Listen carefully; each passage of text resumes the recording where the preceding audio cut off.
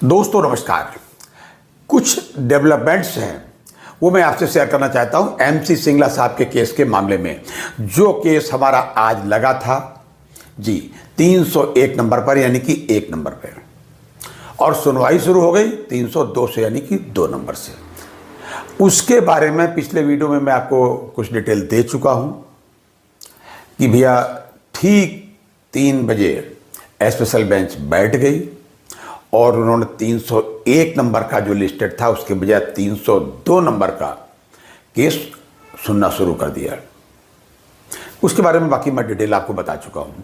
तो मैं इस बारे में ये बताने जाना हूं अब कि एमसी सिंगला साहब के केस के मामले में जो जो डेवलपमेंट्स हुए उस बारे में वहां जो हमारे वकील साहब मौजूद वाले थे यानी कि एडवोकेट सेवाराम साहब जो बैंकर साथी भी हैं, उन्होंने अपना एक मैसेज सबको दिया है, हमको भी दिया है। तो उस मैसेज में उन्होंने ये डिटेल किया। पहले हम लोग सोच रहे थे कोई क्लरिकल मिस्टेक है या रजिस्ट्री का कोई खेल है या क्या है, ये मैं नहीं जानता। लोगों के कमेंट थे इस प्रकार से कि साहब 302 पहले उठा लिया और 301 नहीं लिया, या हमारा 302 पर आना चाहिए था तो अब पहले कैसे हो गया। हालांकि हम लोग खुश हो गए थे कि 301 पर हो गया, लेकिन एडवोकेट सेवाराम साहब ने बताया कि ऑनरेबल जजेस ने ये सोचकर ये 302 नंबर का केस उठा लिया कि ये 2 बार का पार्ट हेड है, 10-15 मिनट में निपट जाएगा। लेकिन उस केस में कुछ आर्गुमेंट्स बढ़ते चले गए। कहीं कोई केस ला आया तो उसके बारे में भी किसी ने कोई डिटेल किया। ये सब बातें उसमें होती गई।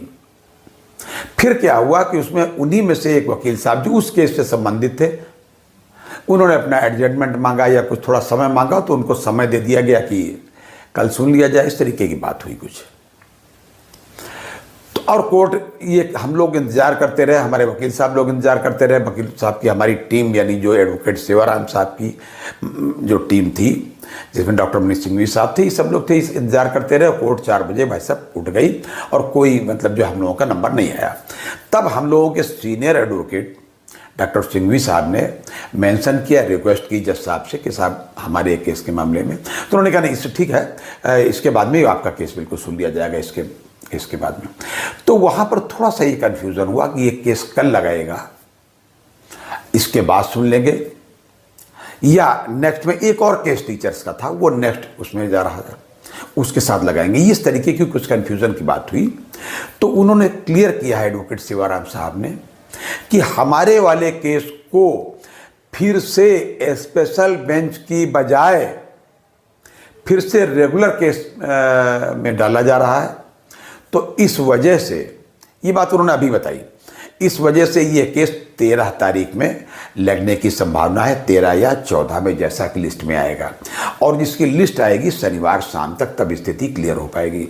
ये अलग बात है। इसके बावजूद मैं आज 8 बजे रात तक कल की लिस्ट का इंतजार करता रहा और कल की लिस्ट में इसका कोई नाम हमको फिलहाल दिखा नहीं एमसी सिंगला साहब के केस का।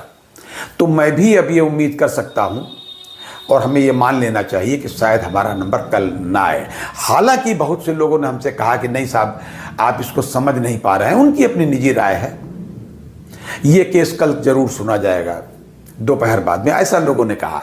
लेकिन मेरा अपना ये मानना है कि जो एडवोकेट सेवाराम साहब ने मैसेज दिया उसके मुताबिक ये केस फाइनल हियरिंग में अब हो सकता है स्थिति फिर चेंज हो जाए, जैसा कि एडवोकेट सेवाराम जी ने बताया है कि अब मोशन हियरिंग से, हालांकि उन्होंने ये बात नहीं क्लियर की, लेकिन ये लिखा है उसमें मैसेज इस वीडियो के अंत में मैं डाल रहा हूँ एडवोकेट सेवाराम साहब का, कि ये फाइनल हियरिंग इसकी हो जाएगी 13 या 14 को। तो मुझे ये उम्मीद है और आपको मैं आश्वस्त करूं कि भाई हम लोग वेट ही कर सकते हैं और शायद इस बार हमारा नंबर आ ही जाए और हमारा केस फाइनल हो जाए। वजह इसकी है कि उसके बाद में फिर सुप्रीम कोर्ट में छुट्टी होने वाली है, अवकाश होने वाला है, तो फिर हमारा केस थोड़ा और टहल जाएगा, लंबा हो जाएगा। और लंबा होते होते तो हम लोग 3 फरवरी 2026 को ही 10 साल हो चुके सुप्रीम कोर्ट में।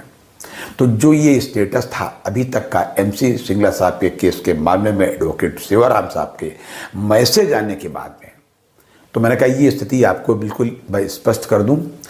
हो सकता है कि जो उन्होंने केस कल बताया हमको टीचर्स का, उसमें कहीं कुछ हमारे समझने में कन्फ्यूज़न रहा हो, या जो भी रहा हो, कुल मिलाकर के मैं समझता हूँ कि एडवोकेट सेवाराम साहब का जो मैसेज है उसको ही अधिकृत हम लोग माने और कल की उम्मीद बहुत ही कम हम लोग समझें।